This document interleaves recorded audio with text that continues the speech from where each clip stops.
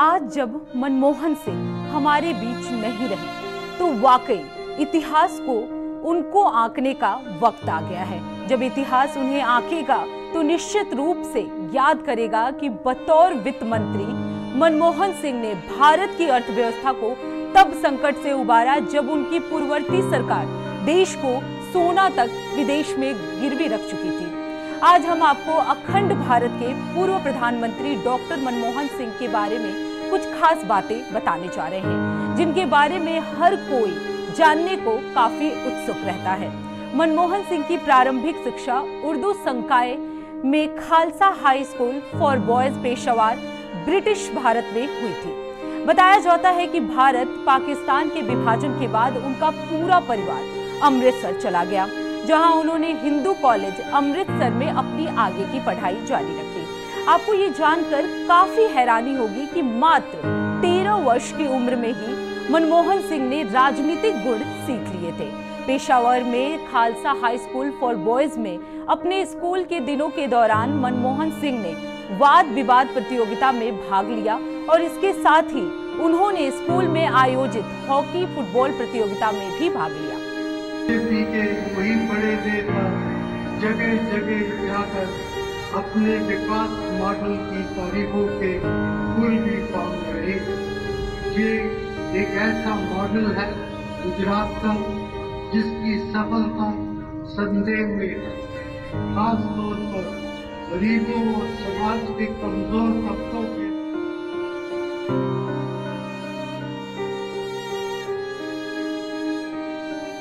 भारत के 14वें प्रधानमंत्री के रूप में कार्यरत रह चुके मनमोहन सिंह एक महान विचारक, विद्वान, बुद्धिमान अर्थशास्त्री थे। बता दें कि मनमोहन सिंह ने एक अर्थशास्त्री के रूप में इसके सुधार के लिए अहम भूमिका निभाई थी।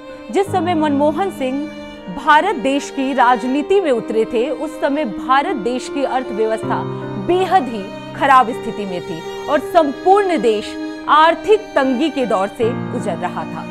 मनमोहन सिंह ने पूरे 10 वर्षों तक लगातार प्रधानमंत्री के पद में रहते हुए देश की सेवा की।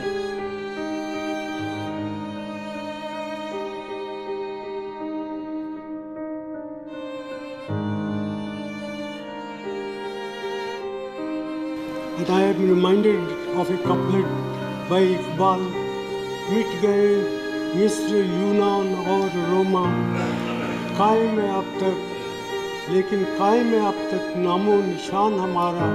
कुछ बात है कि हस्ती मिटती नहीं हमारी, सदियों रहा है दुश्मन दौरे ज़माने हुआ। पढ़ाई के मामले में मनमोहन सिंह ने कई सारी महत्वपूर्ण और ऊंची डिग्री ले रखी थी। उन्होंने अपनी आगे की शिक्षा ब्रिटेन की कैम्ब्रिज विश्वविद्यालय से प्राप्त की। 1957 में उन्होंने अर्थशास्त्र में प्रथम श्रेणी से ऑनर्स की डिग्री ली। मनमोहन सिंह इकोनॉमिक्स में गोल्ड मेडलिस्ट हैं। हालांकि उनकी शिक्षा यहीं पर नहीं रुकी, बल्कि इसके बाद भी उन्होंने 1962 में ऑक्सफोर्ड विश्वविद्यालय के न्यूफील्ड कॉलेज से अर्थशास्त्र में डीफिल किया। उनके द्वारा लिखी गई किताब भारत में निर्यात और आत्मनिर्भरता और विकास की संभावनाएं में भारत में निर्यात आधारित व्यापार नीति की आलोचना की थी। अपनी बेहतरीन और उच्च शिक्षा की बदौलत उन्हें दिल्ली स्कूल ऑफ इकोनॉमिक्स और इसके अलावा पंजाब यूनिवर्सिटी में शिक्षक के तौर पर नियुक्त किया गया था। सिर्फ इतना ही नहीं, डॉक्टर मनमोहन सिंह ने UNCTAD सचिवालय के लिए भी कार्य किया और साथ ही 1987 और 1990 में जिनेवा में उन्हें दक्षिण आयोग के महासचिव के रूप में नियुक्त किया गया।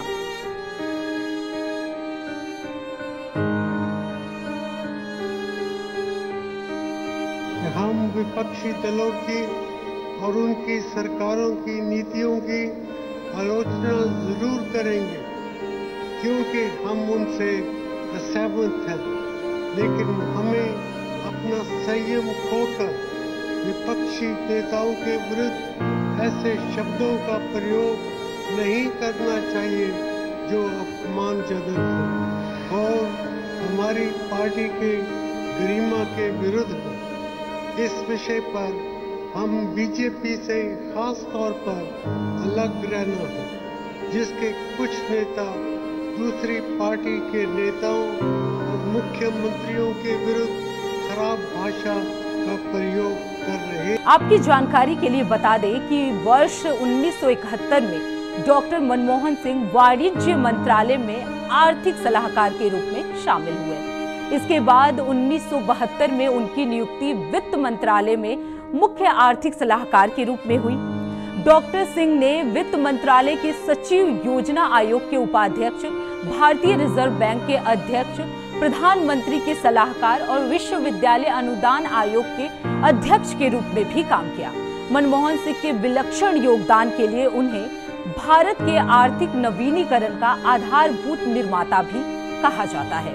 बता दें कि इस काबिल नेता ने अपनी नम्रता, नैतिकता, नीतिमान के लिए काफी सराहना प्राप्त की है। मनमोहन सिंह की क्षमता और नेतृत्व कुशलता को भारतीयों ने स्वीकार किया और यही वजह थी कि लगातार दूसरी बार उन्हें प्रधानमंत्री के रूप में देश ने चुना था।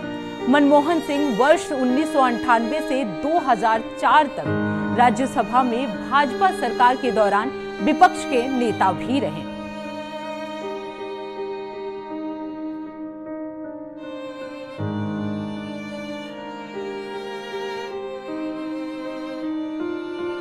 मुझे इस बात की और भी खुशी है कि मैं जिस राजनीतिक दल का सदस्य हूँ, सरदार पटेल का संबंध भी उसी राजनीतिक दल से रहा।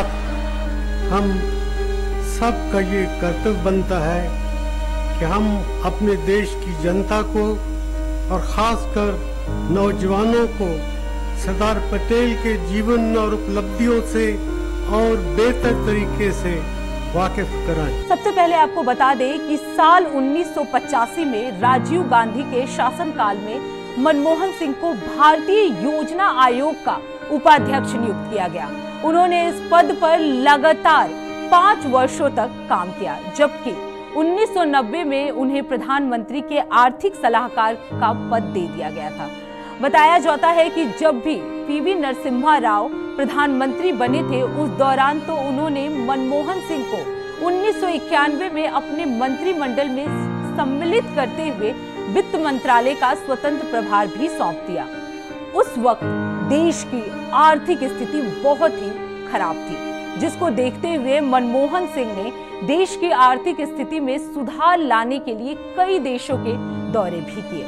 मनमोहन सिंह ने देश में आर्थिक सुधार लाने के लिए कई महत्वपूर्ण फैसले लिए, जिसके बाद लाइसेंस राज को समाप्त कर दिया गया।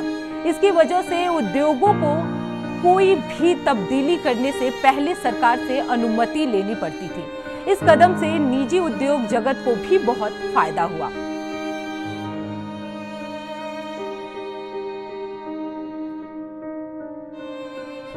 दो 2004 के आम चुनाव में लोकसभा चुनाव न जीत पाने के बावजूद मनमोहन सिंह को यूपीए अध्यक्ष सोनिया गांधी ने भारत के प्रधानमंत्री के रूप में अनुमोदित किया और 22 मई 2004 को उन्होंने इस पद के लिए शपथ ली।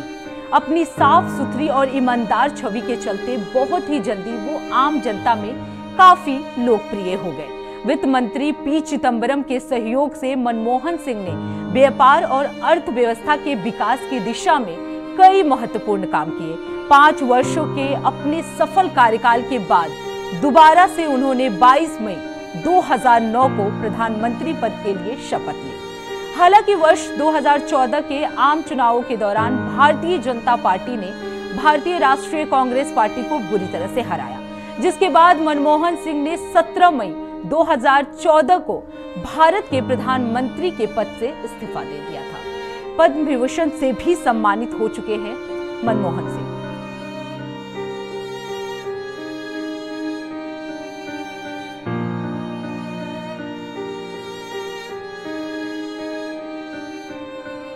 बात करें इन्हें मिलने वाले पुरस्कारों की, तो आपको बता दें कि वर्ष 1952 में विश्वविद्यालय मेडल पंजाब विश्वविद्यालय बीए ऑनर्स इकोनॉमिक्स में उत्कृष्ट प्रदर्शन के लिए और साल 1954 में उत्तरचंद कपूर मेडल पंजाब विश्वविद्यालय एमए अर्थशास्त्र में टॉप होने के लिए और वर्ष 1956 में एडम स्मिथ पुरस्कार कैम्ब्रिज विश्वविद्यालय यूके में उन्हें सम्मानित किया जा चुका है।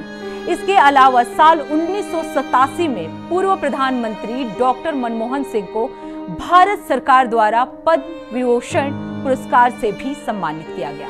सिर्फ इतना ही नहीं, आपको बता दें कि प्रधानमंत्री के कार्यकाल के दौरान भारत में शांति और विकास में सुधार के लिए मनमोहन सिंह इंदिरा गांधी शांति पुरस्कार से भी सम्मानित हुए।